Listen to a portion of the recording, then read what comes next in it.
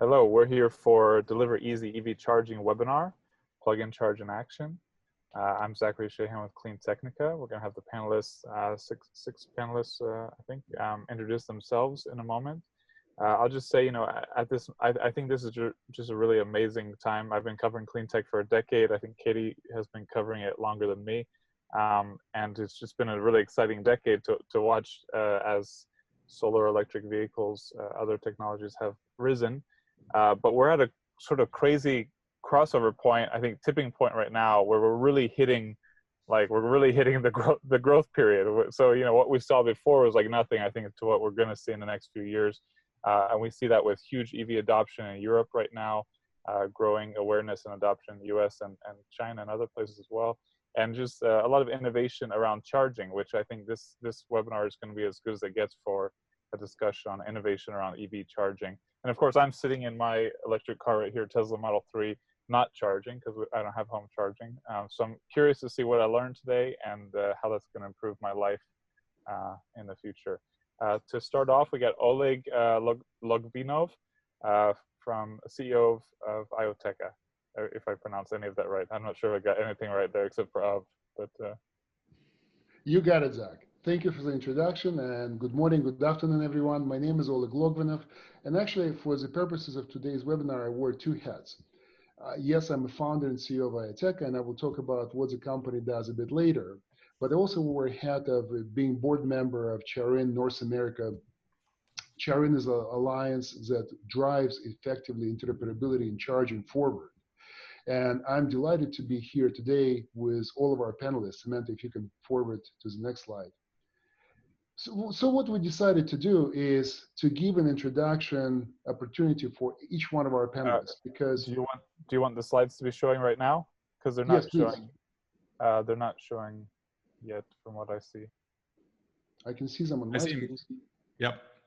Oh, I can see them as well. I guess we see slides. Great. Okay. So what we decided to do is to provide an opportunity for each panelist to talk for a second about who they are, what brought them into e-mobility and clean technology in general, and how they see themselves and their companies helping us to create this better and cleaner environment for the future, for our kids, for ourselves. Well, myself, I came into this industry since probably about 12 years ago, from the very beginning of smart charging as somebody who had developed power line communication technology for essentially what is used today in CCS. And inevitably, the vortex of clean technology pulled me in, and the idea of having a transportation that doesn't burn any oxygen, it's a very, very appealing idea. And that's how IoTeca was born around this idea. So Katie, I will kick it off to you. Great, thanks. Can you hear me okay? Yes, perfect. Great. So I'm Katie Fehrenbacher. I'm a journalist, and I've been covering clean technology, energy technology, sustainable transportation technology for the past 15 years or so. I'm a senior writer for GreenBiz Group, which is a media and events company. And so I focus specifically on sustainable transportation for GreenBiz. Before GreenBiz, I was a journalist for Fortune magazine and a company called GigaOhm before that. And a lot of people, when they know my work, know that I covered, sorry, my kids in the background, I covered the kind of clean tech bubble and bust that happened in Silicon Valley around 2006 to 2012 or so. So a lot of my career has been focused on how Silicon Valley has been addressing climate change, sustainable technologies, clean transportation, and things like that. So I'll kick it to the next speaker.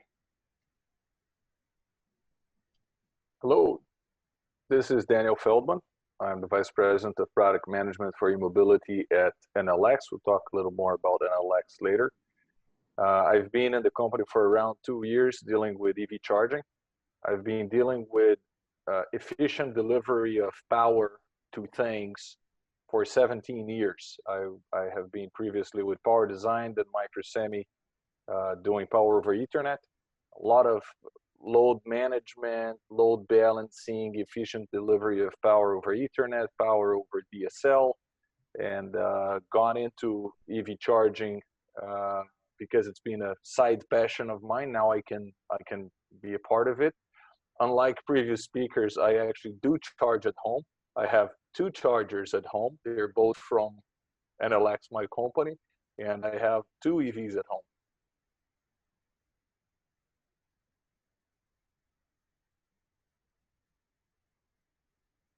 Awesome. Noel? Hey everyone, my name is Noel Crisostomo. I'm an air pollution specialist at the California Energy Commission. There, I lead infrastructure planning efforts and coordination efforts across the commission in load forecasting and the commercialization of research and development technologies in EV charging. I have been at the Energy Commission for about 3 years, and prior to that, I was lead analyst at the California Public Utilities Commission, regulating utility programs in wholesale power and EV infrastructure. The reason why I got into EV charging was calling to help stop global warming and to reduce the impacts of air pollution. And this is a personal issue for me, as I was previously asthmatic, and when I moved to Sacramento, the change in air quality compared to the Bay Area had actually exacerbated some conditions. So it's a real issue that we have to tackle as the state and part of the global economy. Thank you, Noel. Bart? Hi, good morning, everybody. My name is Bart Seidels. I'm a Senior Director of Corporate and Business Development for Hubject Inc. And I've been focusing on the implementation onboarding for our clients of ISO 15118 primarily, but also getting out and sharing the story and information about 15118 and the great kind of use cases, but also the power of the interoperability of having a standard, a single standard, or at least an option of a standard that is communicating between the car and the charging station as we make this move from simple charging into the ability of great ease of charging with plug-and-charge and other use cases, which I will explain a little bit more during my part of the webinar. But I think that one of the reasons why I got into this, the e-mobility, but first in the transportation sector, is just looking at ways of lowering the cost of ownership and alternative ways of getting from point A to B. And in that journey, I sold my car, and I actually only go around by Uber and Lyft and electric bikes here. So I don't have the electric car myself, but I tap into other people that are using it as a way of income, and often try and choose to have the electric vehicle, which I know that companies like Uber and Lyft are working with companies like GM and other auto OEMs to get more electric vehicles into their fleet. So it's a very exciting time, and I'm happy to be here. Thank you. Thank you, Bart. And Richard and Alex. Richard, get first. Yeah. Sorry, I was speaking to a muted phone. Good morning and good afternoon, ladies and gentlemen. My name is Richard Tai. I'm from Elite Group Computer Systems, ECS. ECS is a 30-plus year company specialized in electronic design and manufacturing, headquartered in Taipei, Taiwan, and has operation in over 15 countries. At ECS, we always want to contribute to the making of a greener and smarter planet. So a few years ago, we decided that we should enter into the business of building EV chargers, because we have the vision that all future transportation should be electrified. And myself is in charge of the business unit that builds charger. So Alex. Hello, good morning, everyone. I'm Alex Liao from ECS as well. So my base was in California, in Bay Area. So we are part of ECS headquarters in Taipei, of course. And right now, as Richard said, that we have been working with also a partner like Altec for like 15118 chargers. So recently that we are just to extend our operation here in the Bay Area to set up kind of in the Avid Lab together with Altec here. So we hope that also can bring some of the vision for the future to expand CCS and 50 elevate charges in US. Thank you, Alex. Yep. And now I must confess, this event originally was envisioned to be a face-to-face event. And the reason for this event was actually quite interesting one. And the reason Alex is in this webinar is because we are launching an interoperability lab as a facility which is managed by Alex, ECS office in the Bay Area, right on the south edge of New York, California. And the purpose of this interoperability lab is to enable everybody who is interested in stepping into smart e-mobility and smart charging to do it with the least amount of pain possible. We learned how to do it. We got together Hubject, ECS, IATECA. We put together all of the pieces of the puzzle in one basically platform. And now we would like to help everybody else who is interested in furthering ease of charging for our consumers and customers to benefit from the same. So we couldn't, unfortunately, do it in person because, you know, right now we have restrictions in terms of staying at home and so forth. But I don't think that COVID-19 can stop the progress of e-mobility. It cannot. We have to move forward. We are moving forward, and e-mobility is making tremendous progress that you will hear today from our panelists. And our labs will be open to anybody who's interested as soon as we can travel again and as soon as we can get together again. So we'll look forward to that time, and we'll talk about it a little bit later. But let's start with our presentations. I would like to propose that we let our panelists to present first, and then we'll ask questions at the end of the event. We will probably have 20-25 minutes for questions, and we'll look forward to your questions, of course.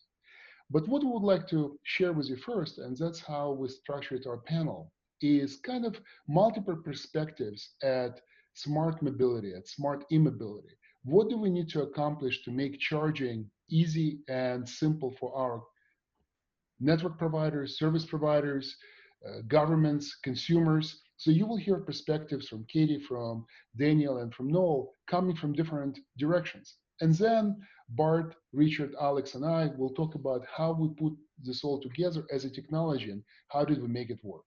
So with that, Katie, I would like to hand it off to you. Great, thank you, Oleg. Hi, everyone. So just to kick it off, I told you a little bit about my company, GreenBiz Group, and I'm a journalist by background. In GreenBiz, we write about sustainable technologies and particularly clean economy markets.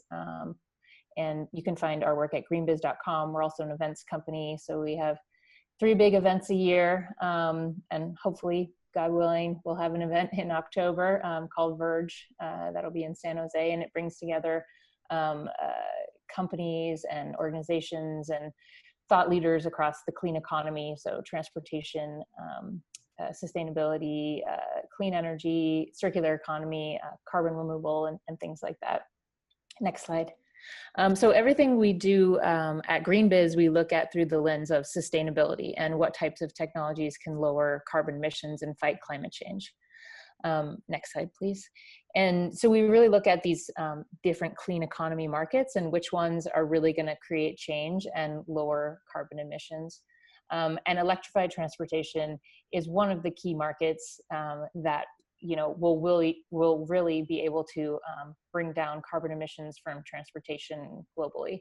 Until the lockdown, the reality has been that in general, carbon emissions related to transportation have steadily been going up around the world. You're all familiar with that. And a key way to address this, of course, is to shift off of fossil fuel-based transportation and onto clean energy-powered electric transportation. Next slide, please. So where are we with electric vehicles? The reality is that it's pretty early days. I think 325,000 plug-in passenger vehicles were sold in the US last year. That was about flat from the year before. That's about 2% of the 17 million vehicles sold in the US last year. 1.2 million, what China calls new energy vehicles, sold last year. So overall, about 2 million EVs sold around the world last year. And 2020 was supposed to be a big year for EV sales. We'll see about what the impact of COVID-19 and the resulting recession. It's clearly going to hit automakers pretty hard. Bloomberg New Energy Finance expects sales of EVs in China and the US to be flat, and while in Europe, they could still be up 50% to meet the aggressive CO2 reduction targets. Next slide, please. So if we see this clean economy curve, these different markets, we see electrified transportation as being more in the early adopter phase, where some clean energy like solar technologies are a little bit further along in the early adopter phase. And we don't look at anything yet that's in the kind of majority and mainstream markets quite yet. But regardless, so kind of how do we move electrified transportation from this early adopter phase more into the mainstream early majority, late majority, and mass adoption phase? Next slide, please. So clearly, one of the major barriers to holding back EV sales is a lack of reliable charging infrastructure. The Shelton Group, which is a group that surveys consumers, found that concerns about charging is the third biggest barrier to buying an EV after overall price and range anxiety. Consumers are really worried about a lack of charging availability for public chargers. They're also worried about the time it takes to charge the vehicle because it's a new experience for them, the added complexity and expense of installing chargers at their homes. So, you know, adequate and swift charging is something that will really bring the overall EV industry forward. I had read another survey that said 3/4 of Tesla owners had cited Tesla's charging network as a primary reason for buying a Tesla. So companies that are addressing charging aggressively in a easy to use and seamless way will sell more EVs. Next slide, please. You know, one of the things that, you know, globally companies are looking at is that we just need a lot more public charging stations. So, I mean, the majority of EV owners will be charging at their homes primarily, but we need a lot more public charging stations to provide that kind of experience that consumers are used to with their gas-powered vehicles. You know, some estimates that we'll need another 100,000 public charging stations in the US alone by 2025 to meet the needs of 3 million EVs on the roads. So there's a variety of things that need to happen to kind of get us to that more mainstream phase. Next slide, please. One of them is utilities need to much more aggressively engage with and promote the deployment of EV charging infrastructure. In California, we have some utilities that have started to do that a lot more, but that's a trend that we've been watching closely as different types of utilities across the country and globally figure out how to aggressively engage with consumers around EVs, how to more proactively own and manage and use state support to fund EV charging infrastructure. And so that's a big trend that we're watching. Next slide, please. We're going to need better smart charging solutions for fleets. One of the things I follow closely is how fleets across the country are adopting electric trucks and buses. So this is a electric school bus made by Daimler, but you know, there's electric garbage trucks, there's electric semi trucks that are coming. It's still early days for these types of markets, but one of the things to move that market forward is we just need a lot better smart charging solution for fleet providers to better manage the charging of their vehicles. Next slide, please. And we need better solutions for EV owners that aren't homeowners and live in multifamily dwellings and are renters. This is a startup, the Mobi mobile charging device. But in general, we need more innovative, better solutions for people who don't own homes. I'm based in San Francisco. I'm a renter and I live in an apartment, and just having an EV is not a reality for me because I don't have somewhere to charge it at home. So I think we need a lot better solutions for that, and we need better solutions for communities disadvantaged communities that don't necessarily have access to home chargers as well. I think maybe that's my last slide. Is there one more slide? Oh, and before this is our Verge conference that hopefully will take place in October, if not virtually. But so just kind of one thing I say before I want to move on is that we really need to look to other technology industries to guide us on how to create a seamless experience that consumers can adopt and really enjoy. And you know, we can look to solutions like even our own cell phones, iPhones, the Android system. We need to look to kind of other communication technologies to really teach us how consumers will be using these, you know, basically large consumer electronic devices, EVs. And we really need to adopt better solutions. And I think that's one thing that the rest of the speakers are going to focus closely on. So, and this slide is just our Verge conference. We're going to have that in late October in San Jose. We expect about 4,000 people. So hopefully that will be happening. Speakers like Gavin Newsom, Mary Nichols, kind of, we look at the clean economy and how to use technologies like electrified transportation to accelerate that. Oh, and I actually have one more slide. That's my contact information. If you have any questions, you want to reach out. I write stories, I write articles about new technologies that are emerging. So please drop me a line, follow me on Twitter, and thank you so much. Well, thank you, Katie. Fantastic presentation and fantastic insight. So basically, what you're pointing out to, and actually the questions that came from audience already, how do we reduce the price for consumers? How do we make it accessible, right? And of course, what we talk about today is interoperability. Interoperability creates economy of scale. Economy of scale creates competition. Competition drops prices. It's very, very simple. It happened in cell phone industry. It happened in consumer electronics industry. It happens all the time. We just need to get there. We need to make sure that we have interoperability. And with that, I think it's a perfect opportunity to turn the microphone to Daniel. And Daniel, your perspective from equipment manufacturer and service provider, I think will fall just in the perfect spot. Sure, pleasure. I hope everybody is hearing me well from my living room. Next slide, please. So a little bit about the Enel Group. Enel is the #1 private network operator globally, and when we talk about network, we talk about the electrical network. We have over 65 million end users, over 45 million digital meters.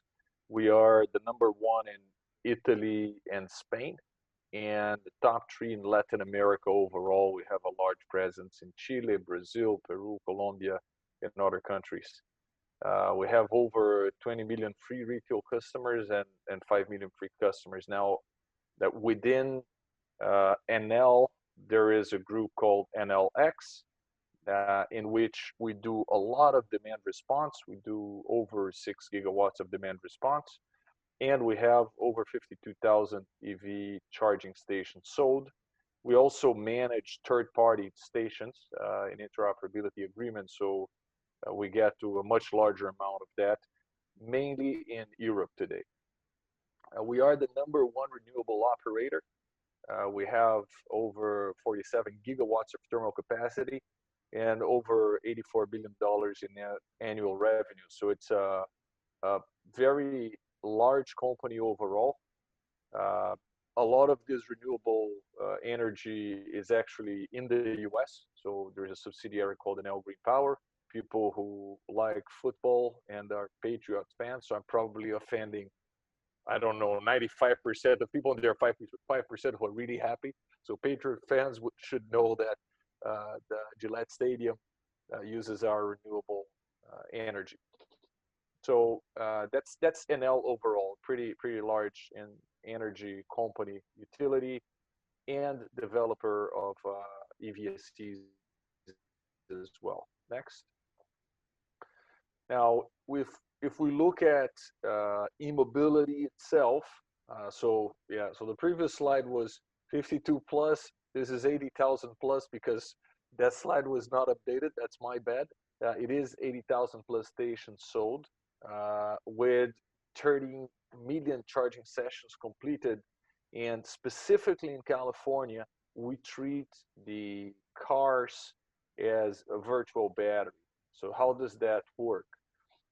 Today in California only, but we're looking to expand this into other states in the US and other countries in the world. You can subscribe to what is called Usenet Rewards. You then allow your local utility, could be PG&E or San Diego or etc. Sonoma. There's a few other utilities that support it. but all in California. You let the utility control when your car charges. So your car charges when it is most convenient for the utility, and at that point that normally coincides with the electricity being the greenest. For example, when the wind is blowing, that's the best time to charge. So we control that charging session, and we treat that as a virtual battery. So the utility doesn't have to add capacity for charging EVs. And we effectively, it's almost like charging the EVs for free for the utility. It is not for free, but it is much lower cost. And what you get, other than feel good, yeah, okay, I'm contributing to make the world greener, you actually get JuiceNet points, and you can convert those to dollars. Now that works today with our EV chargers, and it also works with several Honda vehicles where we control the vehicle or the charger, and that's really what differentiates between us and our competition. So it's not just about the chargers, it's about controlling the chargers, and it's about being a utility and a network operator that operates with public charging in different countries. Next slide.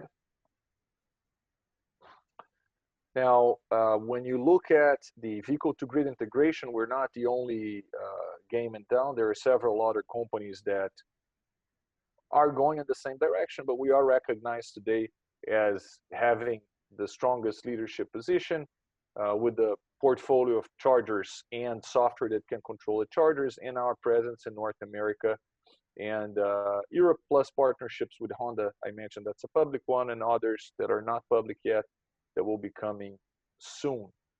Now, how does this all relate to ISO 15118, which is the topic of the conversation today? So I'm not going to explain how ISO 15118 works, because we have Bart and others who are much, and Oleg, of course, are much better than me at explaining how that works. But at a very high level, there are two things that we can get from ISO 15118. The first is the obvious thing, comes with the name. It's the plug and charge. You plug, you charge. They'll cover how that works and how you get authentication, which for us is a good thing. As a public network operator, we need people to be able to have a convenient method to be identified, authenticated, and charge, and use that mechanism also to communicate information to the grid about in which direction the power should go, which is a good thing. Now, if we look just at the authentication, and I think we should be honest when we do the presentation, there are other mechanisms. Companies have apps.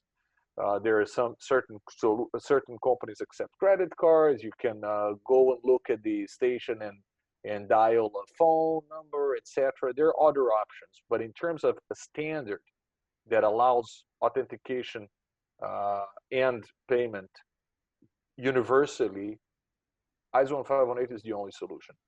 But that's not the thing that it's actually most attractive to NLX, I say, from the point of view of where we stand today. Interestingly enough, all of these algorithms in managing power depend on two things. They depend on the state of the utility, right? What does the utility want? Does the utility want us to consume power? Does it want power back? So that's one side of it. But then there is the local side.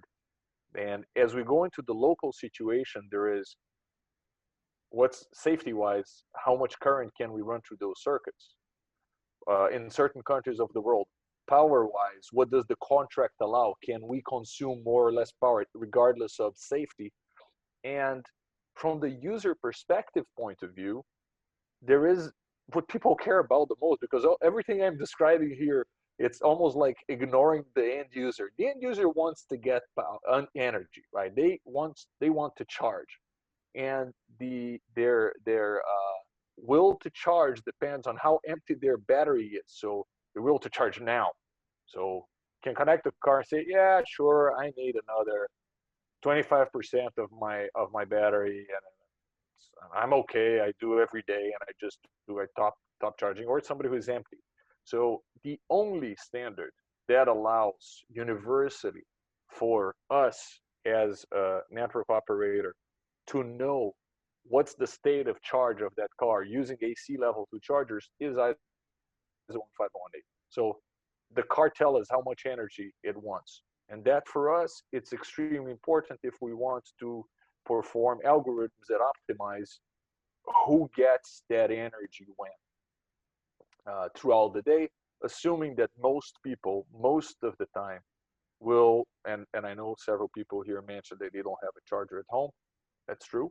So most people will end up charging at work if they can, if their workplace supports that, or shopping, but lots of people in a destination charging or parking where you go take public transportation to go, but not at home, but you're gonna leave your car there for a long time. Therefore, that flexibility is in place.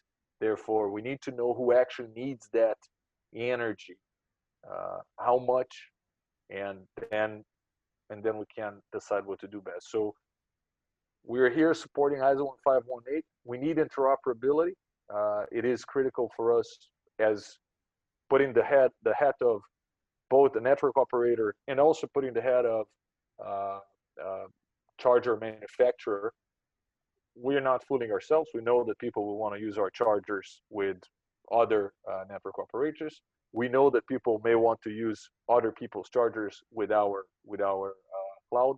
So we want interoperable solutions. So we applaud here what the effort that Oleg and Bart are going forward, not just with talking about ISO 15118, but getting this lab put together. I think, Oleg, I'm done with the spiel and the promo. If there is anything excellent else. spiel, excellent promo, and you actually hit it right nail on the head. It's exactly the perspectives that we wanted to hear from you today. Thank you very much, Daniel. All right, and with that, I would like to turn the microphone to Noel. Noel, your perspective as somebody who works for the California Energy Commission, and you have been in the forefront of championing a lot of initiatives and actually having a lot of innovation in clean technology area to start through the funding that the California Energy Commission provides. It would be great to hear your perspective on this topic. Thanks for having me, Oleg. Next slide, please. Just a quick introduction to what the Energy Commission does and who we are. The California Energy Commission is the state's premier planning agency in energy policy. And I'll focus on three particular areas since we do a lot in renewables and transportation and buildings and security. But for focusing EV charging in this conversation, I'll discuss how we are advancing state energy policies, investing in energy innovation, and transforming transportation. So one of our premier efforts is to transition the light-duty vehicle fleet to zero-emission vehicles. Prior to Governor Newsom, Governor Brown established a target for 2030 to have 5 million zero-emission vehicles on California roadways by 2030. In preparation for that, in his first administration, he set a goal for 1.5 million zero-emission vehicles by 2025. The Energy Commission was responsible for analyzing the necessary charging infrastructure to support those targets.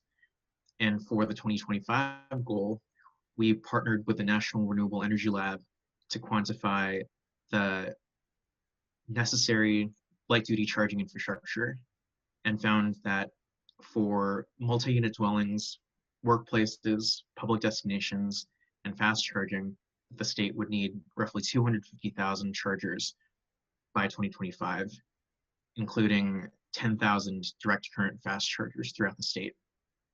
This was intended to meet the goal for widespread transportation electrification, where we are assuming that given the penetration of multi-unit dwellings and consumers' travel behaviors today would not change. And so in order to build out a zero-emission transportation system, we need to ensure that there is necessary infrastructure and that the grid is prepared for it. So in order to make sure that our utility systems can handle the influx of load switching or fuel switching to electricity, the Energy Commission has invested a great deal in innovation and research and development programs. Our current electric program investment charge program and the precursor, the public interest energy research program, has invested in more than $60 million when you include partnerships of private industry in smart charging and vehicle to grid technologies. The analysis that we published to set that 250,000 charger target also found that the uncontrolled electric load from people plugging in at home could have the effect of increasing the ramp during the evening hours of 4 to 7 p.m., roughly 500 megawatts, adding a total new load of about 1 gigawatt of just charging load on peak at 8 p.m. by 2025. And so our investments in smart charging and dischargeable vehicle technologies is critical to make sure that we are planning for the flexibility that is necessary for more clean energy in the state.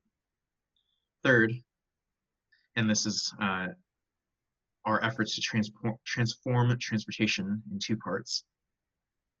We run a $100 million clean transportation annual clean transportation program at the Energy Commission, in which over the past 10 years, the Commission has invested in over $300 million in electric vehicle charging technologies. And we are planning to, in the next fiscal year, 2020 to 2021, invest over $90 million in light-duty electric vehicle charging infrastructure. This investment is critical to spur the market as we are still early on in the transition off of fossil fuels to clean electricity. And as a complement to our investments, in 2018, the legislature provided the Energy Commission the direction to plan for widespread transportation electrification and told us to expand our electric vehicle infrastructure projections to not only include efforts in the light-duty vehicle segment, but also the on-road vehicles, so medium and heavy-duty vehicles, off-road vehicles, like those operating in construction, agriculture, or in ports, and then airports, because as has been well reported by CleanTechnica, there's a lot of emergent applications for electric vehicles as batteries have decreased in cost. So we are responsible for looking at all the different transportation segments and all the components in infrastructure, not only quantifying the network need, but the grid upgrade requirements, the technical interfaces for hardware and software, and other programs that are necessary to meet our zero-emission vehicle targets. Next slide, please.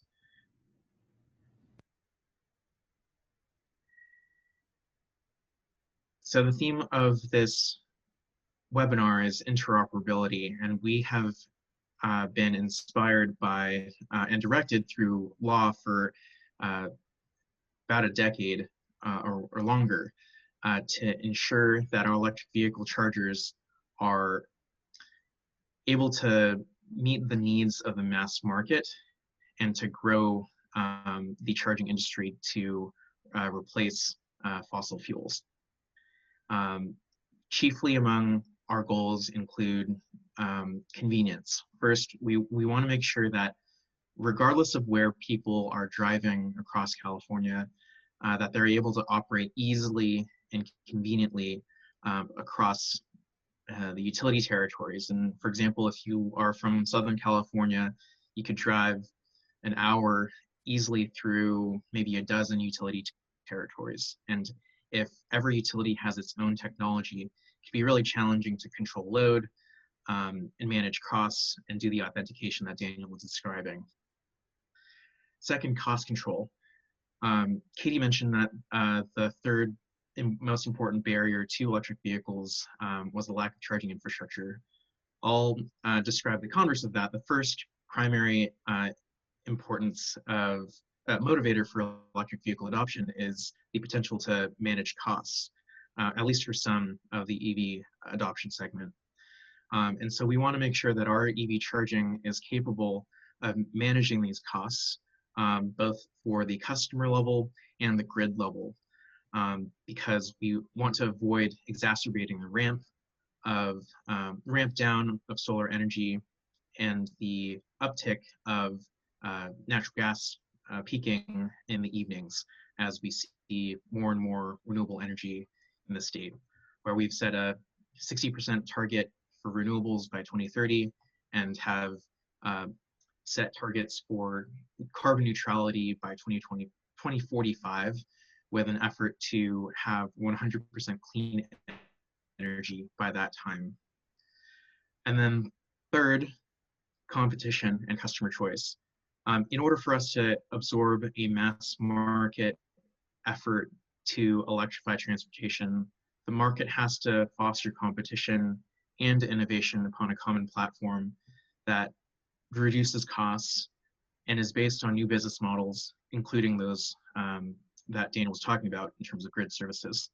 And the underlying theme enabling these goals is interoperability, where, as defined by the Department of Energy, Smart Grid Interoperability Center, interoperability will provide standardized devices that are capable of functioning as intended with each other without special effort by the user. But simply, next slide, please. If we were to restate that, interoperability would be where any car is able to plug into any charger, anywhere, anytime, and they just simply work like that. And the underlying enabler of interoperability of hardware and software are codes and standards. These will help electric vehicles, charging stations, and the back-end communication networks connect with each other in a plug-and-play world. And by identifying codes and standards, the industry will be able to have predictable investment requirements to achieve the economies of scale that one of the attendees was asking about. And so the Energy Commission, as I've described, is investing in a smart charging ecosystem to lead California to a 100% clean energy future, and is investigating how we can assist with an interoperable EV charging infrastructure so that it's easy for everyone to travel throughout the state on electric cars and zero-emission vehicles. And that's it for me. Well, thank you very much, Noel. That's a perfect way to enter the next phase of our discussion. And next slide, please. And start talking a little bit about how do we get there? What needs to be accomplished in order for us to be able to put it all together? So, Bart, I think the next phase is going to be yours. And why don't we kick it off with how actually ISO IEC 15118 works? Sure, great. Thanks everyone so far. So yeah, just getting into it to go over, and then I'll briefly describe a little bit of the background and what ISO 15118 is, and if we might have a video or not, if it's going to play, but if we can come back to it. So next slide, brief overview, of what the technical part of this delivery of easy EV charging and plug and charge action webinar is, briefly describing the international standard referred to as ISO 15118. That this protocol enables the secure digital communication between the electric vehicle and the charging station. And the idea is that this is, as spoken about before, a standard that is able to be interoperable and used across many other platforms of the any charging station and electric vehicle, so they have that commonality for interoperability. So easy, lowering the cost of implementation and cost of ownership. So next slide. The power of the standard is that some of you might already know this, but for others just joining us, that it has 4 main use cases: plug and charge, smart charging, vehicle to grid, and wireless. And then a new part, which is what is called ACD, automatic connected devices. Going over the use cases very briefly. So plug and charge is what we're going to be covering for the most part today, but also, as Daniel was referring to, the power of this standard having additional use cases like smart charging and bidirectional.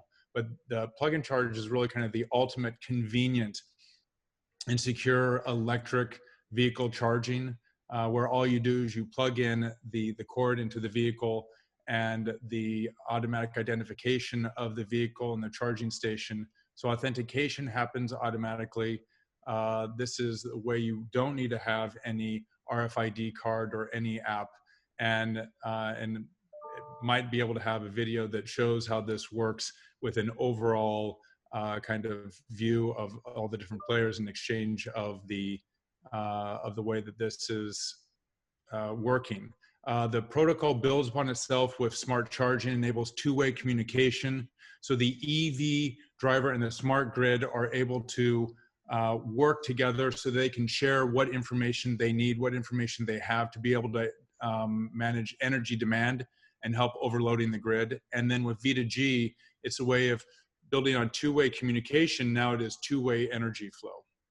And then the last one is wireless charging, which has all the benefits of all the other use cases, but it doesn't have any wire attached to it. So it would just be the inductive charging, but then also the automated connected device, which would be more for pantograph and automatic buses. So the wider adoption of this protocol really sees the benefits in scalability. Next slide, please.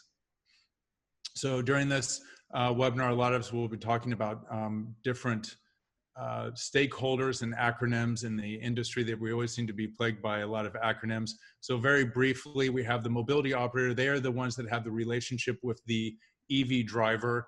An example of this would be a charging network in the United States. Other examples might be an OEM charging program, retailers or fleets. The charge port operator is or CPO is the one that manages the charging station and the operator of the back end of the charging station connection. And then the auto OEM, the OEM is the electric vehicle manufacturer, so they have a clear role in providing the electric vehicle. And then the last part is everything is kind of tied together with what is called a PKI, public key infrastructure, which is enabling the secure signing of the certificates which are needed for the authentication, and the ecosystem, which both of these Hubject has already deployed. And as you can see, each of the unique stakeholders have kind of a unique certificate that is identified by a digital certificate that is important for the maintaining of the secure communication that the standard is grounded on. Next slide, I think that we would, great. So here you can see better the certificates that are used in each of the different stakeholders. I was going to be showing a video, might come back to it. These are referenced so that the charge port operator has what is called a leaf certificate. That is the leaf certificate that is in, for example, the ECS charger with the board from Ioteca. That is in that charger to do the authentication with the car. And so this is that certificate, and then you have the mobility operator as the contract certificate that is identifying the individual so that they don't have to have any RFID card or credit card.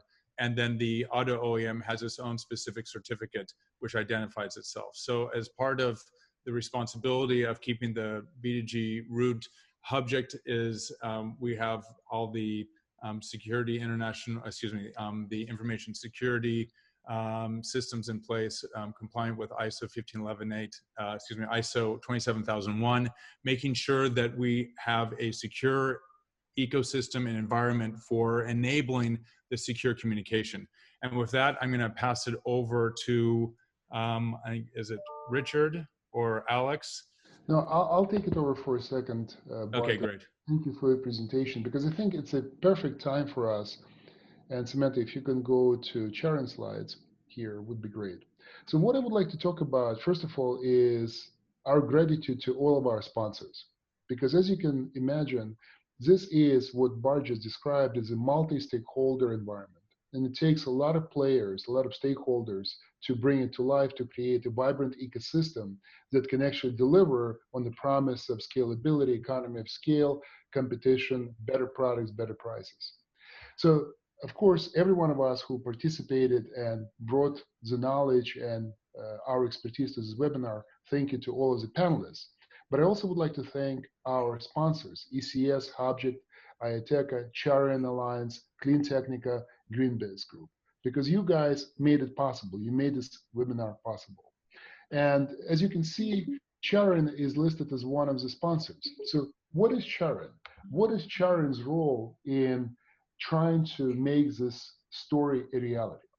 Well, somebody told me many years ago when I was in telecom industry that arrival of any new technology is 7 years of revolutionary evolution. And it's true. If you look at how many years it took Wi-Fi to become ubiquitous, how many years it took for mobile phones to become ubiquitous, how long it took to essentially have this wonderful experience when we don't even think about those technologies. They just exist somewhere behind the curtain and cater to our needs. It usually takes 7 to 10 years. So the work on Plug&Charge and ISO IEC 15118 had actually started back in 2008. The first time OEMs got together and thought about this future of e-mobility, when they can actually deliver on the promise, what Daniel said, you can communicate between the car and the charger and understand what exactly the vehicle needs. It took about 12 years to get to this point.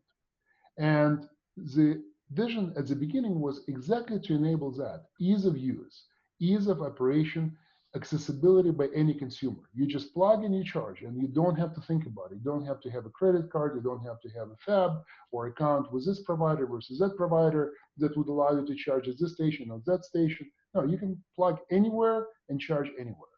As Noel said, it has to be accessible and simple. So Charian Alliance was born about 6 years ago when technology started to get to the maturity phase and essentially needed an ecosystem to enable interoperability testing. You probably have heard about testivals that we conduct around the globe, where we basically allow multiple cars plug into multiple chargers and make sure that all of them work exactly the same way. It's a seamless experience, not compromised by anything. So Charian Alliance today has several important goals. First of all, continue to drive this goal to CO2 neutrality in our energy consumption. Leverage as much as possible renewable energy and clean energy sources. And make sure that this 40 million of battery-powered vehicles that will come to Europe, as an example, and the same type of number of millions of vehicles that will come to US market and other markets around the globe, have an ability to interoperate with the charging infrastructure. So no matter where we go, we'll be able to plug in and charge at any given time. That's the goal of Charian Alliance. Charian Alliance is promoting combined charging system that includes into itself ISO IEC 15118, Plug&Charge, and many other wonderful technologies that make our experience seamless and simple. Next slide, please. So charging through CCS and ISO IEC 15118 is not just for passenger cars. It's for vehicles of any kind. Today, we can find examples of motorbikes, trucks, buses, boats, actually, and aircraft that are charged by the same system. Next slide, please. And all of it is done basically based on the same standard. And by the way, that's where the economy of scale really kicks in. Imagine that you are building last mile delivery fleet, or you're building a tracking system, or you're building your boats. Well, wouldn't it be nice to be able to leverage the infrastructure that is already in place, so you don't have to think about where you would be charging or what charging equipment you would be using? That's exactly the point of scalability. And that's exactly what Charian is about.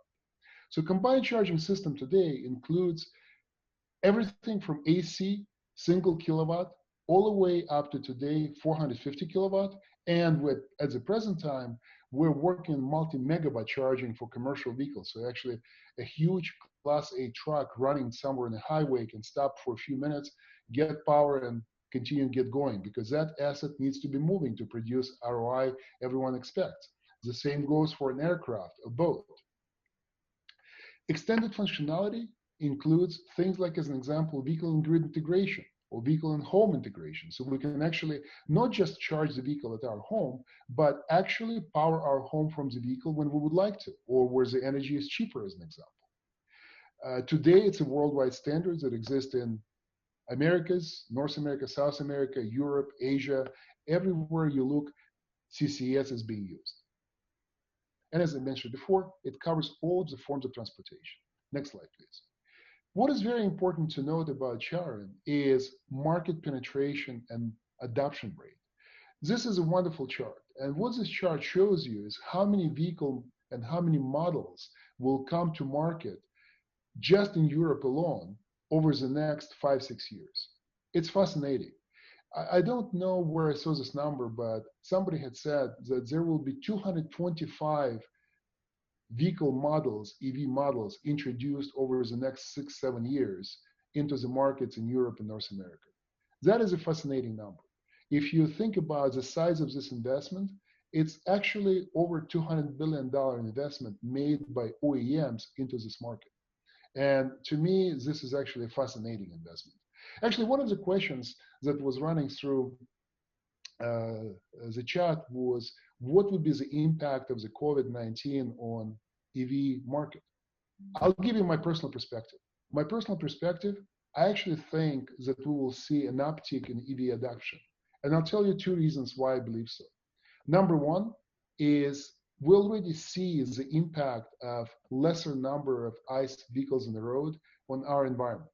Just Google the maps of nitrogen pollution or CO2 pollution over cities like Los Angeles, San Francisco, San Diego, New York, and you will see that in 2 months of us not extensively driving on the road, pollution levels have dropped by orders of magnitude. So anybody who was arguing before that electric vehicle cannot help the environment, this argument is gone. So we have no chance or choice to go back on this argument. It's proven.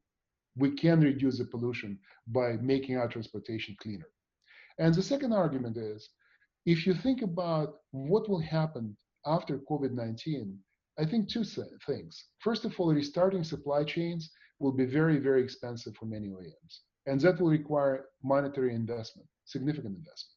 Second part is, there will probably be push to simplify supply chains. Well, guess what? Electric vehicle has on average 11,000 parts, and ICE vehicle has on average 33,000 parts. Which supply chain can be simpler, electric vehicle or ICE? Without a doubt, electric vehicle has a simplified supply chain. So I think all of us will start paying attention to that element as well. Next slide, please. And lastly, but not least, I would like to mention what ecosystem is behind Charin Alliance. I'm not going to name all of those companies by name, but today we have over 180 members worldwide, globally, that include a very diverse ecosystem: OEMs building cars, OEMs building chargers, energy companies, utilities, traditional oil companies that now starting to focus on this area as well. Companies building components, software, new technologies, all of them are part of our alliance. Next slide, please. And as you can see, with 180 members globally, we can actually do a lot of very interesting things. Charin has partnered with a lot of standardization organizations. Charin has partnered with a lot of supporters who promote the idea of interoperability and economy of scale.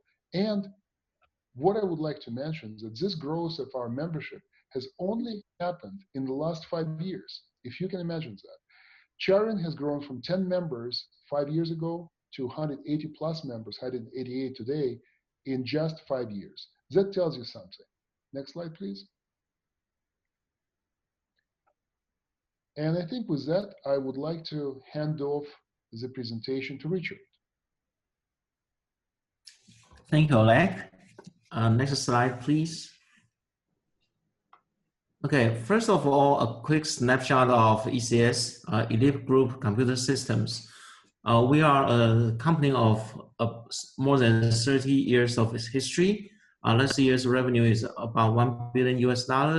Worldwide, we have 7,000 employees because we build a lot of electronics, and we have operation locations in more than 15 countries around the world.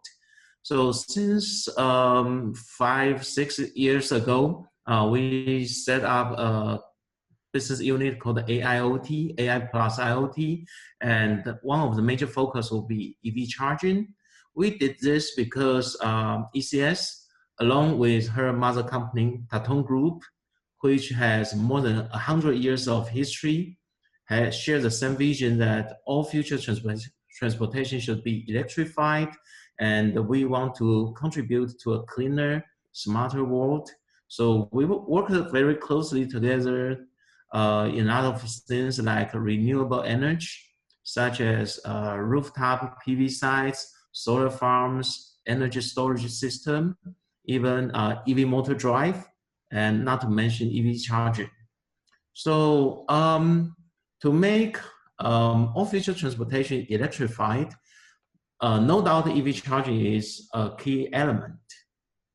And if it can be as easy as charging a smartphone today, the day of fully electrified transportation will be just at hand.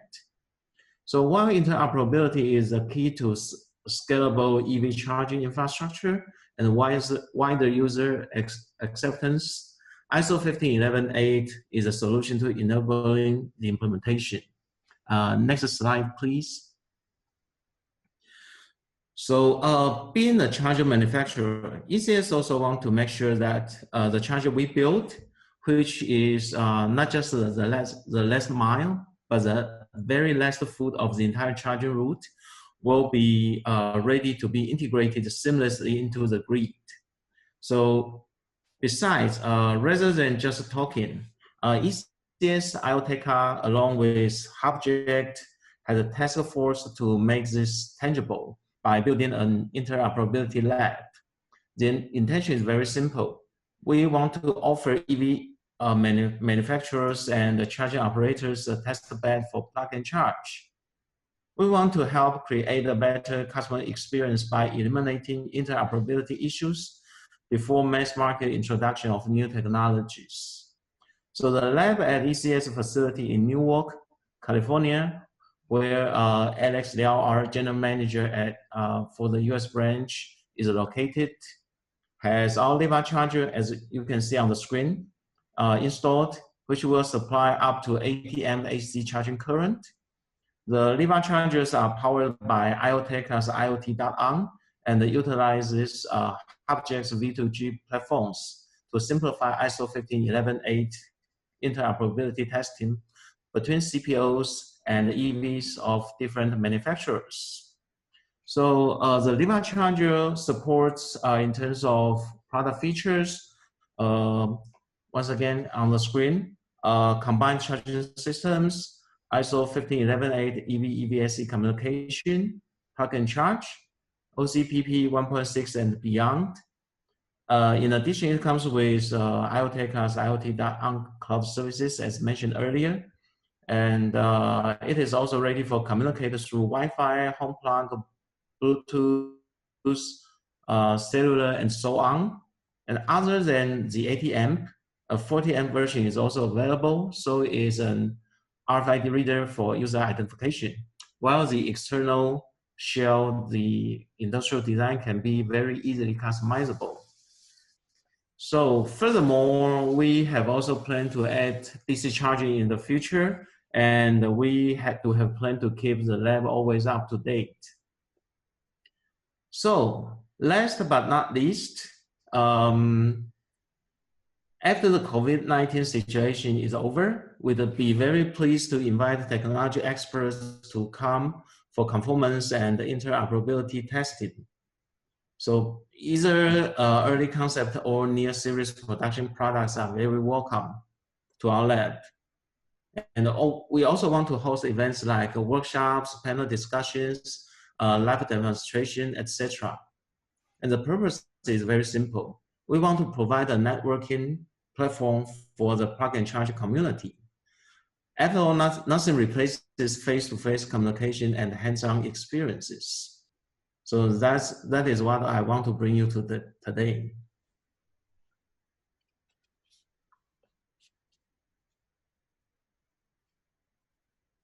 Thank you very much, Richard.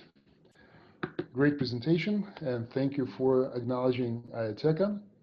And now I'll tell you what pieces it takes to put it all together to make this invisible to the consumer experience actually to happen behind the scene. Next slide, please.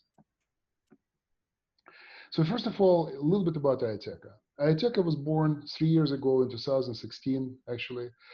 We're a startup company, and we were born from the realization that at some point, transportation, electrification, and power grid transformation need to start working side by side, working together to create effectively an ecosystem that allows us to put so many electric vehicles of any kind, bikes, trucks, aircraft, and what have you, on the road. Next slide, please. So what do we do today? I'm not going to talk about a lot, but I would like to talk about 1.5 and 1.8 because that's actually one of the key elements that we're trying to address with our ecosystem. As you can see on the slide, what we're trying to do is to make it easier for OEMs, charger manufacturers, people who operate chargers in the field to achieve 15.11.8 goals and actually support benefits that exist there for consumers, fleet operators, automotive OEMs, employers, energy companies, and many others. But most importantly, I would like to stress one of the key elements that 15.11.8 provides to all of us. It's a foundation of everything that we talk about. It's security. It provides us with an end-to-end security that enables all of those wonderful services. And due to the lack of time, I'm not going to go through all of them. We're welcome to read those slides after the presentation. But if you start thinking about what we can get as consumers, it's simplicity, it's seamless charging, it's basically effortless participation in clubs that allow us to have special programs, but more importantly, preservation of our information and securing our data. That's accomplished by the fact that 15.11.8 provides an unmatched in the charging world security platform for doing transactions, for charging our vehicles, for doing everything we need to do. And that opens up the door for fleet operators to leverage it and essentially think about fleet. A driver came back to the depot, plugs the car, and this is the time when the driver does not have to think about what charging experience would be like. Any punched IDs, any numbers, nothing. Just plug it in, it charges, but the asset management system of the fleet operator picks up the information and makes the best use of it. The same is for automotive OEMs. You can probably exchange some kind of valuable data with the charger. You can probably optimize the charging process. You can actually perform functions that can create greater value. Employers, the same. Energy companies, Daniel talked about what opportunities are there. That basically is the benefit of 15.11.8 on the wide scale. Next slide, please. And in order to do that, IATECA created essentially a portfolio of products that span from modules that equipped with 15.11.8 and go into the vehicle side to chargers. We build modules for the chargers, or we build chargers together with companies like ECS, complete products. We have edge aggregation components in our clouds that has been integrated with Object ecosystem. And of course, last but not least, our famous protocol analyzer that helps us, and actually that will be one of the tools available in the lab to see how interaction of the vehicle and the charger takes place. And since this is a non-intrusive device, it gives you essentially like an oscilloscope. You can monitor what's happening between the car and the charger and identify if there is a problem, if there is an issue, and how this issue can be solved. So this is our goal. This is what we're trying to accomplish. And we welcome you as soon as the limitations are over to join us at our lab. Try to plug and charge as many times as you would like, and try to do as many things as you can with the tools that we have developed together with Object, with ECS, with other players. We love collaboration. Collaboration makes this industry to innovate. Collaboration what drives us forward. and helps us to be the most competitive, innovative, and at the same time offer lowest possible cost to our customers. And I think with that, we can go into, Bart, I don't know if you have received the video. No, I think we should go into questions while we've got people here. Let's make it interactive and Okay, so we'll do video at the very end. yeah. I think that should work. All right, with that, we would like to open our Q&A session. And I think I would like to pick up maybe with a question of that has been asked already. What is everybody's perspective of impact of current situation, COVID-19, on e-mobility? So I expressed my optimistic view. Any of our panelists, what do you think? Oh, I was actually going to chime in about that because there's a lot of evidence to show that disrupting companies and industries leave a disaster, leave a kind of crisis in a better position. More of an articles highlighting it's focused on Tesla, but you know it's just sort of across the industry, same message, the kind of potential to get a boost from it. And then on the EV sales side, we also have a lot of EV sales reports that we publish from Jose Pontes of EV Volumes, Dr. Maximilian Holland, and myself, and they're showing, of course, strong EV market share right now in Europe, especially, but generally, that's you know, I think is surprising. A lot of people will see if it continues, but it's a very optimistic look right now because fossil fuel sales are dropping off a cliff, and sometimes EV sales are still growing. But I'll let others comment on that or jump to other questions. Anybody would like to pick up? Yeah, this is Daniel. A few points here. So it's an interesting situation because the answer is different for residential charging and for commercial charging.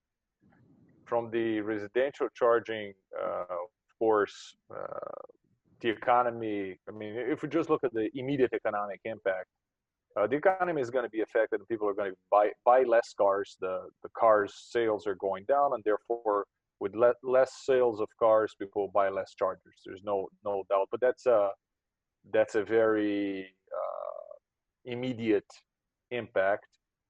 In the longer term, if I can choose, and that's not for everybody. I think we can ask that question later. How many people drive EVs and don't, etc.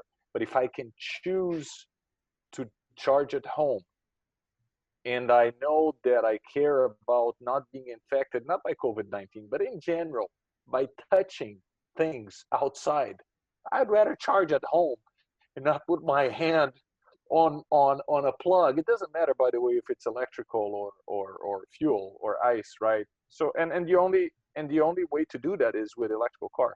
You have an electric car, you charge at home, you know who touched it. So that's a psychological thing that I think at some point may affect this industry, especially in places where residential charging works. So it's not gonna be impactful in Southern Europe. It may be more impactful in Northern Europe, and it will be more impactful in suburbia in the United States, but not in large cities. In the commercial charging point of view, I mean, I would agree with the previous statements that it could be a good thing. As a side note to you know, the here and now, I'm at home, everybody's working from home, people here talking from their cars. We are continuing to deploy infrastructure because it is critical infrastructure. So it's not because of COVID-19 that the world halted for the deployment of EV infrastructure. We're continuing, projects are going on, and we have more opportunities for new projects. That's great to hear that. Anybody else would like to chime in? I'll weigh in just for a second. Can you hear me? Absolutely. I agree with the previous speakers, but I also think that because the auto industry is so affected by macroeconomic trends, I think that the auto industry is just going to be hit so incredibly hard by the recession, and then, you know, automakers shutting down production for months at a time.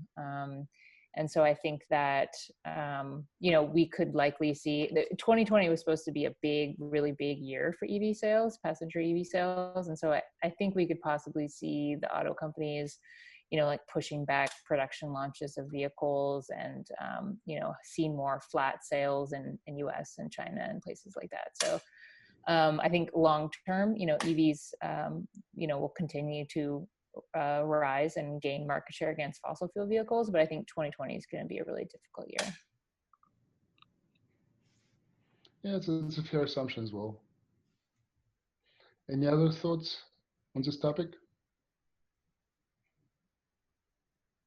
Bart, I think you're on mute. So can you hear me now?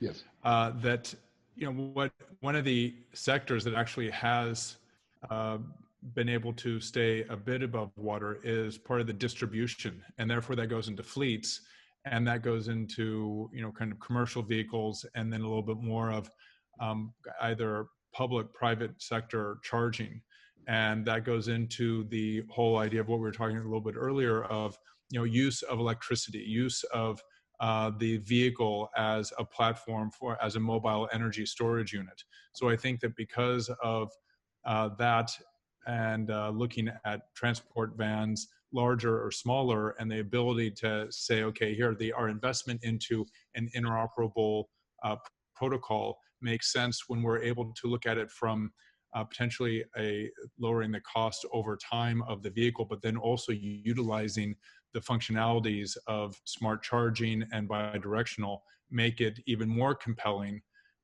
for in the fleet and the commercial sector. And then looking at how that can integrate well into a charging infrastructure that has interoperable and common protocols. That makes sense. Makes sense. So why don't we pick a question from the audience? Zach, do we have any interesting or maybe some challenging questions? Oh yeah, we've got a lot of questions. We got about 30 now. One question is what the impact on charging infrastructure is going to be due to the announcement of lowering the 2020 CO2 emissions targets. I think that's regarding the US. Any impact expected on charging infrastructure deployment innovation? Daniel, would you like to take this one? I don't see any change right now. The reality is that the majority of the incentives in the U.S. and I don't want to talk about the administration in place today, but the majority of the incentives are local for charging infrastructure, public charging infrastructure. There are, of course, federal incentives for EVs and for chargers, which we as part of the industry, I think everybody here appreciates that. But for public charging, most of it is local, certain states, and I don't see that changing, at least for now. So that's good. Now, of course, in Europe, situation is a little bit different. I don't know if the question was more about the US or Europe. In Europe, the situation is a little bit different. There is a lot more. There are some incentives, yes, and lots of them are on the federal or on the country level. There is going to be a bigger impact, I think, of COVID into Europe than into the US, and then we're going to see what happens, because the regulations in Europe are a lot stronger than in the US today. We also have a question that's got a double vote. Maybe, Zach, before we go to the next question, Noel, would you like to add anything to this comment? Sure, I won't speak to the federal rollback of the CAFE standard, but as is public knowledge, our sister agency, the Air Resources Board, is engaging with automakers, many of whom are planning to roll out ISO 15118 vehicles, regarding the continuity of the ZEV implementation. And yeah, I think I saw a headline just a couple of days ago that in addition to the, I think, 4 that were in discussions with CARB earlier, that there's discussions with Volvo most recently.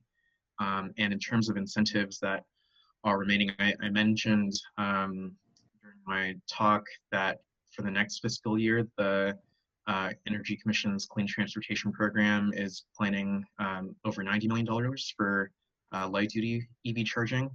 In the next 2.5 fiscal years, the plan is over $40 million. And for the medium and heavy-duty zero-emission vehicle infrastructure space, the plan is for over $130 million in the next couple of years. So we're pushing on because this is needed. Climate change is not going to stop because of the pandemic, and clean air needs to persist once people get moving again. And so the way to do that is zero emission vehicles with the necessary infrastructure that they need to power up. Thank you, Noel. Zach, back to you. Yeah, I mean, it's just hard to see the U.S. being left so far behind as well. I mean, I don't want to get into the whole policy things, but it's hard to see the automakers deciding it would be smart to step off the pedal that much. But a big question: what is your timeline scenario for plug-and-charge adoption? This is got a couple of people asking. I think maybe start with Oleg. I don't know, Barton. Well, maybe somebody else wants to take this question. Barton, what's your timeline scenario for plug-and-charge adoption? Well, I think that it's now. I mean, there are companies, as we know, Electrify America is offering that. There are cars that have car companies that have committed both on this side of the ocean and on Europe. Ford came out and is stated that they're using and implementing plug-and-charge into the Mach-E, and they said it's simply because it gives a good user experience. The Porsche Taycan, the Audi e-tron, understand that other car companies that are brands are going to be coming out with that during the course of next year as well. I think that it's a bit of a chicken and egg issue as well, where car companies need to have the charging stations that are enabled, but it's then, the charging stations want to say, well, we need the cars because otherwise we're not going to make the investment. So it's all happening, and good solutions with like what IoTeca and ECS and we put together is something that makes it much easier for the hardware and the CPO side to be able to be 15.11.8 enabled. And I think that the car companies are coming along with it because they know that interoperability, as long as they have that interoperability, it makes it easier for them to decide to do it. And I'll jump in on the kind of egg side. If you consider the charging station to be the egg and the vehicles to be the chicken, in looking at making sure our infrastructure is ready for the grid of the future and the vehicles of the future, I've dug in pretty deep to the automotive markets to identify which automakers are planning to implement ISO 15.11.8. And I apologize if a leaf blower is going to pass by my apartment for the noise, but in the link that I included in the chat, there are public statements from Audi, BMW, Daimler, Ford, GM, Lucid, Porsche, Volvo, Volkswagen, Rivian, and Fisker, and others that I can't disclose, who will be implementing ISO 15.11.8 in their next models coming out. Well, and I probably would like to add to what Noel said. If we think about when is the time, it's definitely now. Because if we're looking at all of the vehicles that are coming to market and you go to testable events that have been conducted by Charin for the last 6 years, and we typically hold 2 of those events a year, and you look at the number of models that are testing interoperability of 15.11.8 base products, it's very, very hard not to see the writing on the wall. It is going to be a massive number of those vehicles coming to market with this technology built inside. And as Daniel pointed out, right, we need to understand what vehicle needs and wants to manage energy delivery. Or we will be stuck in a situation where we will need to oversize our infrastructure. And I can tell you, oversizing infrastructure is not a good solution because that will involve a very significant additional capex that will need to be put into the deployment of charging infrastructure. So this is a real tool. It's not just a nice to have feature. Yes, it helps us to do a lot of wonderful things from convenience point of view, but it gives us also an opportunity to minimize the investment, CapEx investment into the development of the infrastructure. And that is very, very, very significant.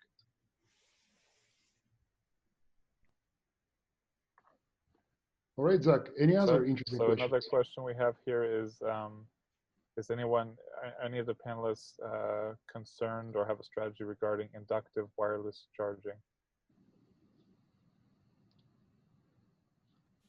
Well, I don't think that this question is a good one for this panel, because I think it would be best to address this question to OEMs.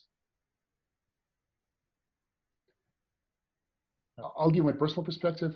I don't think inductive charging is a solution that will be mainstream, because from my point of view, anything that you add to the vehicle weight-wise is a negative.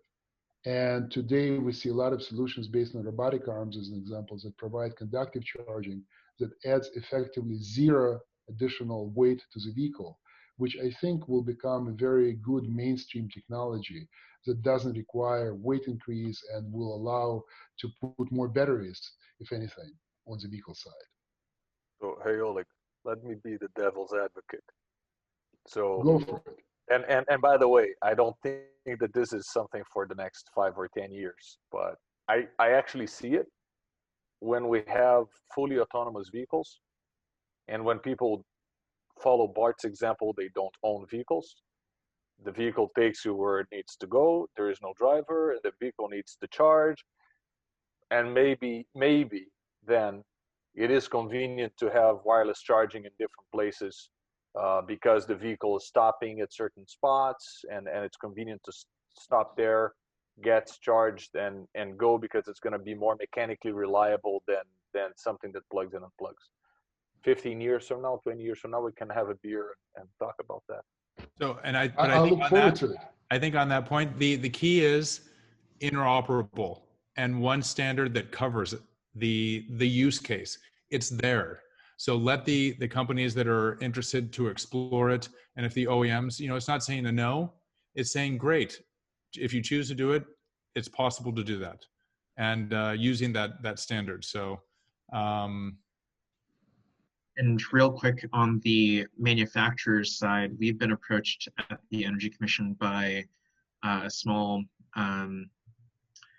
hardware developer on the charging side for wireless about getting registered with our incentive programs, because their partnerships are gearing up and they want to deploy in the next couple of years wireless charging. No, I think I agree with Daniel's point. It's something that will definitely come and will have its own application, but it's not going to be tomorrow, let's put it this way. And with that, I would like to suggest that we take a look at the video that was long coming. And the point of this video actually to demonstrate what it takes behind the scene to enable a very simple, very seamless, very unique charging experience that doesn't require us to do just about anything, just plug and charge. Just 1 minute real quickly. We have a quick one before we lose any more participants. How does one join the collaboration for Plug&Charge? So I think it's important. Join Sharing Alliance. Contact me on LinkedIn, contact me online, and I'll be happy to make it happen. So let's take a look at the video, and then we'll continue our conversation.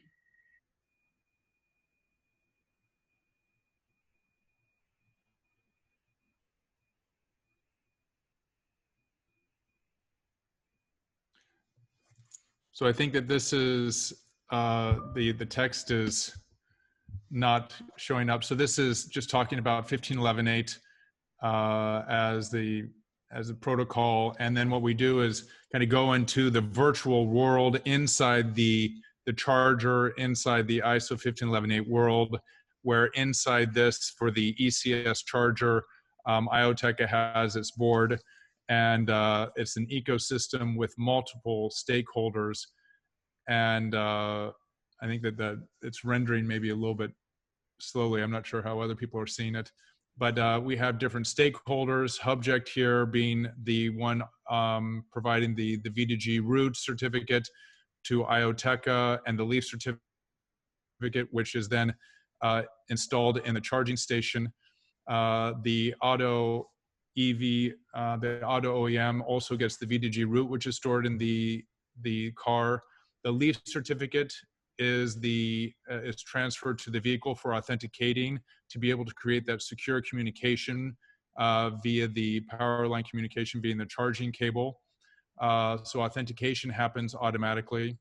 And then after that, and the authentication has to happen for all use cases in the new standard. So authentication always has to happen for that secure communication.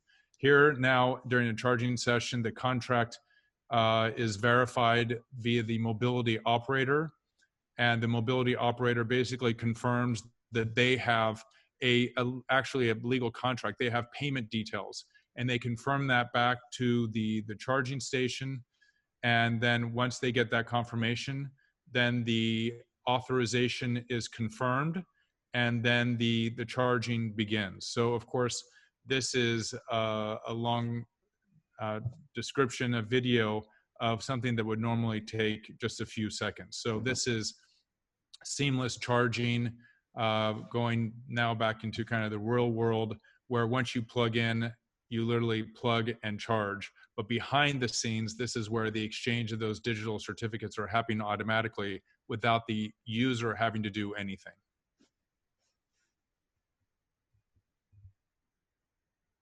So we really wanted to show you the complexity of the technology that exists behind the scenes that enables effectively absolutely seamless and absolutely transparent user experience.